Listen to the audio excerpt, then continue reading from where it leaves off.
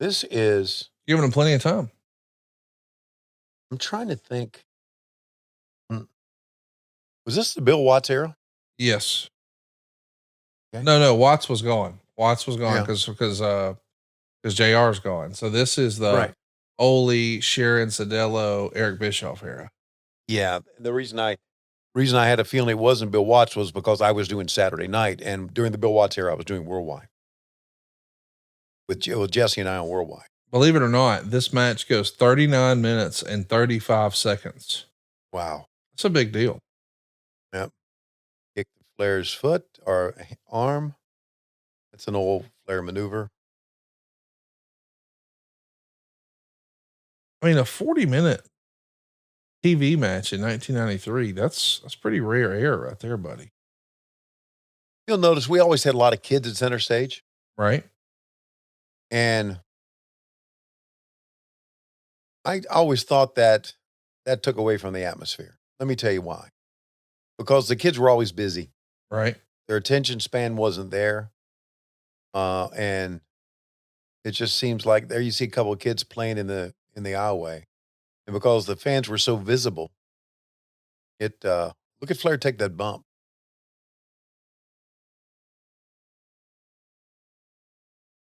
What is Now, what right now, Nick Patrick is telling Sting what Flair told him to tell Sting. That's I was telling Lois, I was talking to Lois when we were watching the match from '88 about the communication between wrestlers right? and how Flair was the master of that, and how that's one of the. I think it's a lost art, and I'm telling you, I think it's a lost art because see, Flair's telling Flair just told Nick to tell Sting, and Nick is telling Sting what's coming up next. You just I don't know if you notice it. I notice it because I see screeners. Okay, I see screeners of Rampage. Right. Kids don't know how to kayfabe their talk anymore. Right. I mean, it's like, why don't you just shout it to everybody, you dumbass? And I talked to him about them sometime. I said, you need to watch your match. You need to watch, you need to see what's going on here because you're not doing a good job of, if you're going to talk, and they all talk to each other, they all call things. Uh, if you're going to talk to each other, you need to be able to show how Blair's telling, see, shaking his head and talking to Sting about what they're doing next. He was a master at it. And of course, the guys he worked with back in the day were masters at it too. So that's how he learned it. I just sometimes sometimes to me parts of the magic of wrestling are lost. Right. I and I guess that's the old curmudgeon, old school Tony Schiavone talking. I don't By the way, this was 750 fans here at Center Stage. Tickets were free, and this is a 3-star match according to Dave Meltzer. know. But goodness gracious, 40 minutes of Flair and Sting, sign me up. Yeah. Look at Sting pop back up. That's good. Yeah, it Man, is. that's Stinger stuff, man. And immediately Flair starts backpedaling. These guys just know each other like the back of their hand. Yeah. I agree with you. That's probably Sting's number one rival. Mm-hmm. Vader maybe number two. The White Castle of Fear, right? King of the Cable. And blowing up people on the beach, a boat on the beach, A little person little person, with a shark fin. cousin of Dylan. I can't believe he went to work the next day stinging balls in Vegas. Pretty crazy. That's so bad. That's what happened. I didn't do it. People that really don't know you, if they're tuning into this podcast, Yeah. they're going to walk away and say, that Conrad Thompson guy, he's really full of shit. Yes. And we're all going, duh. I think that's been well established at this point. Yeah. I like being full of shit. It's fun. I know it makes this for a good podcast. Makes the day go faster. Yeah. If we weren't full of shit, I mean, we'd just be another podcast. Which, by the way, I thought about this the other day that how long we've been doing it now, Forever. but successfully. Yeah, I've had fun with it. There are millions, probably not millions, but it seems like there are millions of wrestling podcasts out there. Yeah. Everybody wants to start one. Probably over Not 1,000 for sure. Yeah, not everybody can be successful at it. And thank you very much for all of this. No, thank you, man. I'm having a blast, and I'm glad that in some small way, this silly ass show resulted in you getting back in wrestling where you belong. Yeah. Like the idea that, Sting's last run, you wouldn't have been the voice of that. That just doesn't seem right. And it made me really Right. happy after the pay-per-view went off the air that he gave you a shout out.